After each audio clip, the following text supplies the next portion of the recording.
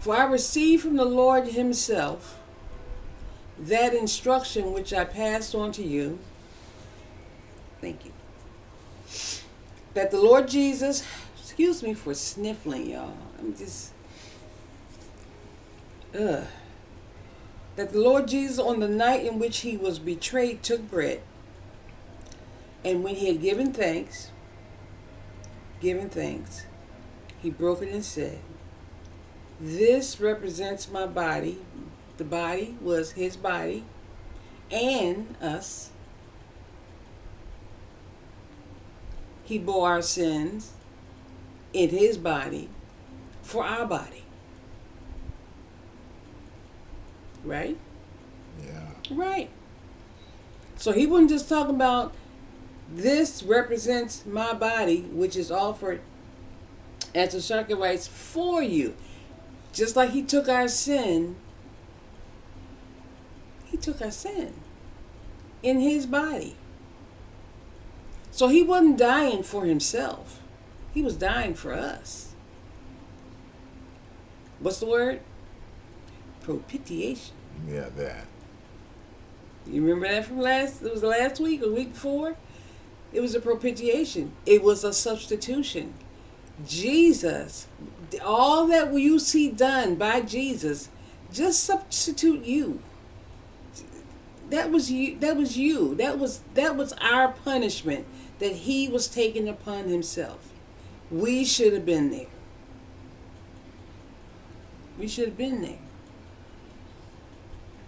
He that knew no sin became sin for us. We were guilty. He was not guilty. But he said, I'll pay it anyway. Yeah. I'll pay it anyway. What a God. What a mighty God we serve.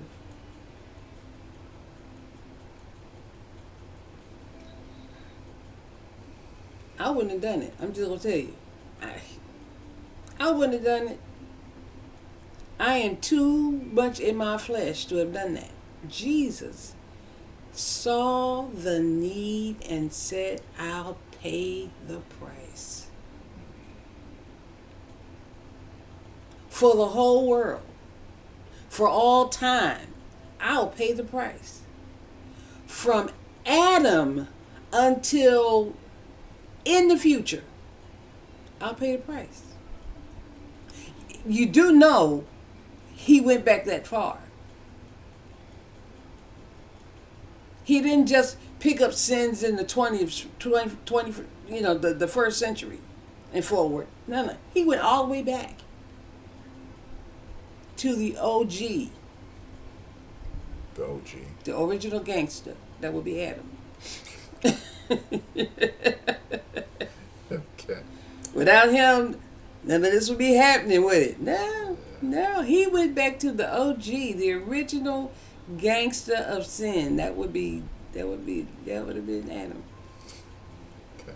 I have to remember that. Original gangster of sin. OG. All right. Okay.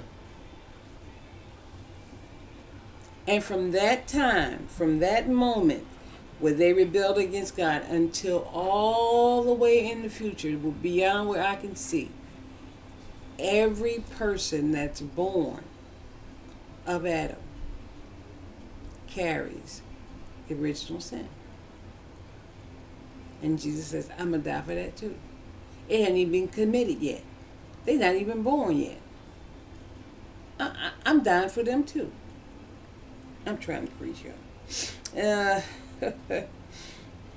He broke it. This represents my body. Do this in affectionate remembrance of me.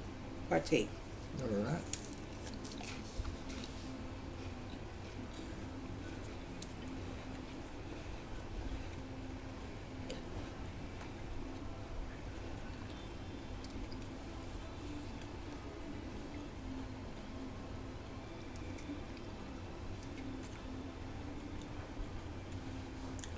Amen. Mm-hmm.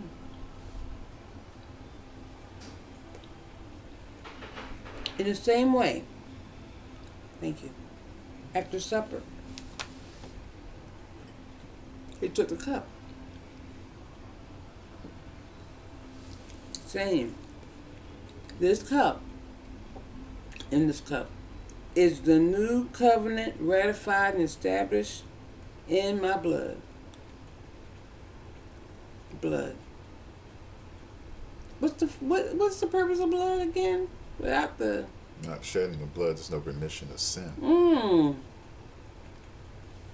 That's all them goats and bulls and doves and lambs and rams and all the stuff that was sacrificed back,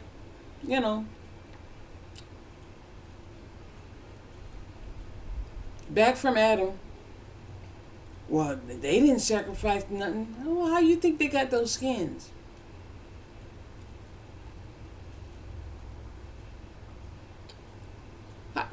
Where you think they got them clothes from? You think God kicked them out there with naked with just leaves on?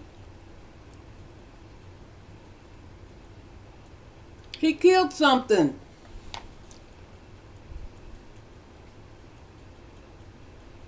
That's how you get skins. That I'm just sorry. I'm going back to communion, y'all. All right. So without the shedding of blood, there's no remission of sin. And so they were killing stuff and killing stuff and killing stuff. But why is it didn't remit their sin? It couldn't. It was the blood of bulls and goats. There was nothing redemptive about the blood of bull and goats. Because they weren't perfect. They could only cover sin. Couldn't remit. It took the blood of Jesus. The blood of a sinless man who took on the sins of the guilty party. So that God can say it's justified. It meets the cost of the loss. It took Jesus to pay the penalty for sin. His blood. His blood was enough. His blood is enough. His blood will be enough. Yeah. We're complete in Him. We're complete in Him. Do this as often as you drink it in affectionate remembrance of me. Partake.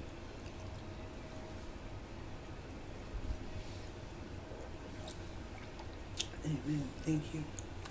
For every time you eat this bread. Every time. And drink this cup. Every time. You are symbolically proclaiming the fact of the Lord's death until He comes again.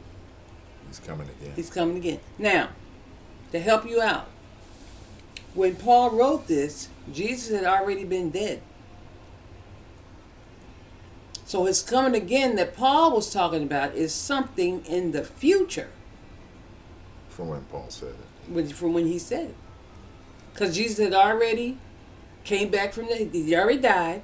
He rose from the dead.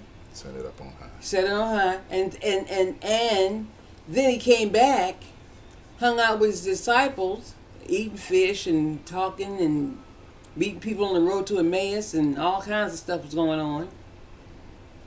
And then after so many days, 40 days. Yeah. There you go. He rose, and they saw him, the people, his disciples saw him going up. And he said, what y'all doing here? Didn't he tell y'all to go to Jerusalem and wait until you've been doing with power from on high? We're gone. So they did. And he did. Now, Paul meets Jesus on the road to Emmaus. Well, Jesus has already been dead and risen and 40 days gone. When he meets him. Okay. This is Paul writing to Corinthians. So this is some time after all that, the road to Damascus stuff has happened. Okay? And he's writing this, telling them that he is coming again. I mean, there's a timeline here. I just want you to know that there's a timeline here. Paul is not saying this when Jesus was still hanging around for them 40 days. Mm-mm.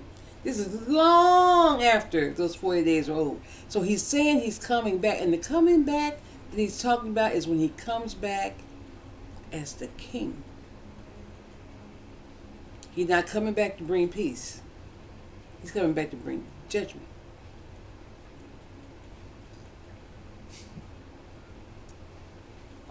He's coming back to bring the reward for faith. That too. And judgment for unrighteousness. Mm-hmm. On the last day. On the last day.